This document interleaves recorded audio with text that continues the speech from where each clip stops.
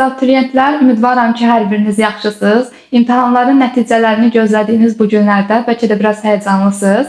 Bugün biraz gələcəklə bağlı beyninizdə fikirlər yaradaq. Universitet həyatı necədir? Universitet həyatında sizi nələr gözləyir? Bunun haqqında biraz danışaq. Universitetin ilk həftəsi sizi nələr gözləyir? Necə adaptasiya olmalıyıq? Tanışlıq müddəti necə olacaq? İlk gün nələr etməliyik? Bunun haqqında istəyirəm ki, fikirlərimi bildirim sizə.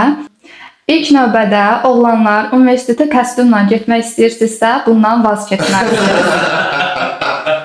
Qızlar da toya gedər kimi makiyaj eləyib don geyinməməlidir mütləq şəkildə.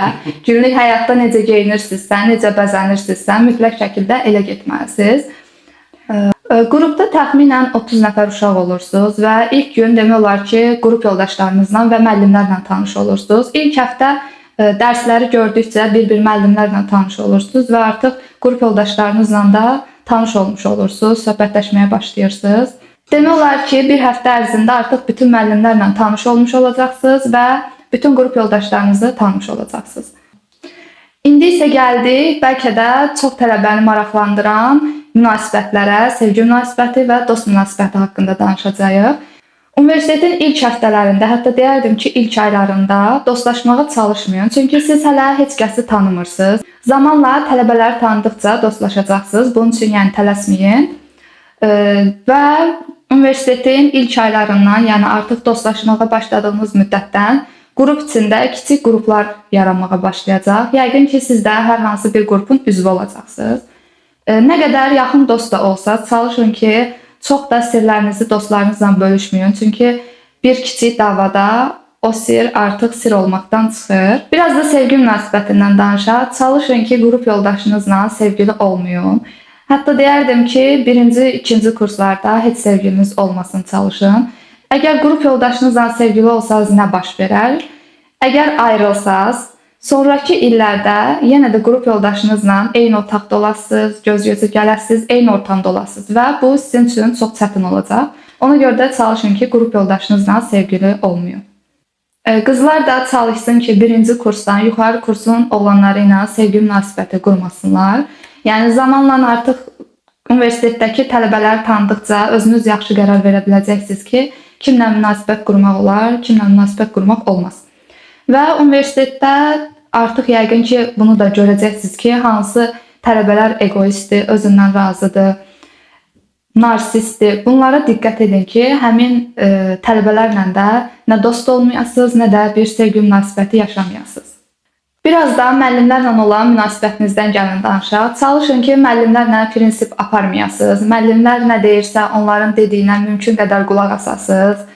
Yəni, müəllim sizdən bir şey xahiş edirsə, onu etməyə çalışın mümkün qədər.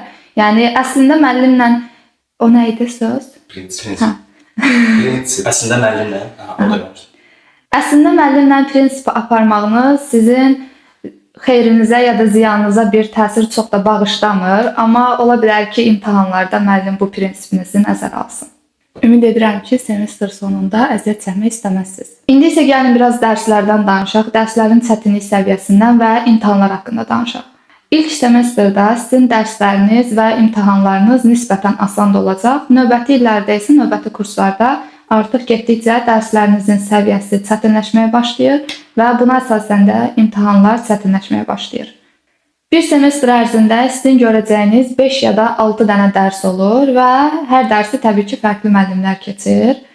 Siz çalışın ki, gündəlik şəkildə müəllim dərs izah etdikdə dərsə qulaq asasınız ki, o dərsdən siz imtahan verəcəksiniz. Sizin universitetinizdən asılı olaraq siz 1-2 aydan bir kollekvumlar yazırsınız. Bunlar kiçik imtahanlar deyək və bu imtahanların nəticələri toplanaraq siz final imtahanına girirsiniz, semestr sonu imtahanına girirsiniz. Bəzi kollekvumları və semestr sonunda verəcəyiniz imtahanı yaxşı yazmaq üçün nə etməlisiniz? İlk öncə çalışın ki, dərsləri gündəlik şəkildə dinləyəsiniz. Çünki kollekvumun vaxtına bir həftə qalmış siz artıq bilirsiniz ki, kollekvum yazacaqsınız və əgər siz 2 ay dərs keçmisinizsə, 2 ayda keçilən dərsi bir həftə içində öyrənmək istəmirsinizsə, gündəlik dərsləri dinləməlisiniz. Və bir də sizin sərbəst işiniz olur. Bu nədir?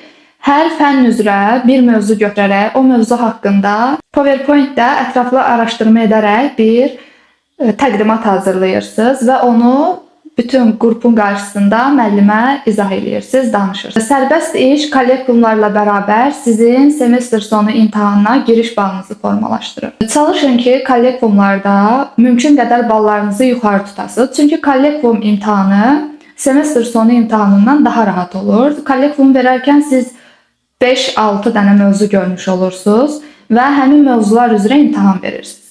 Bunlar asan da olur, amma semestr sonunda verdiyiniz imtahan isə bütün keçdiyiniz mövzuları əhatə edir. Bu da 30-40 dənə mövzu olmuş olur və bundan imtahan vermək çətin olur.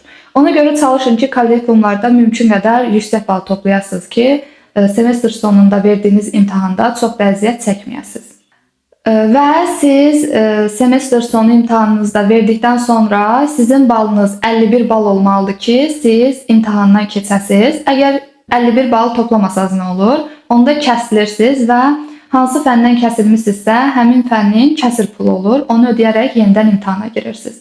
Və çox güman ki, kəsir imtahanından keçirsiniz. Əgər kəsir imtahanından da kəsilsəniz, o zaman alt qruplara qalırsınız və həmin alt qruplardan dərs götürərək yenidən kəsir imtahanına girirsiniz və o kəsir imtahanından keçənə qədər bu proses davam edir.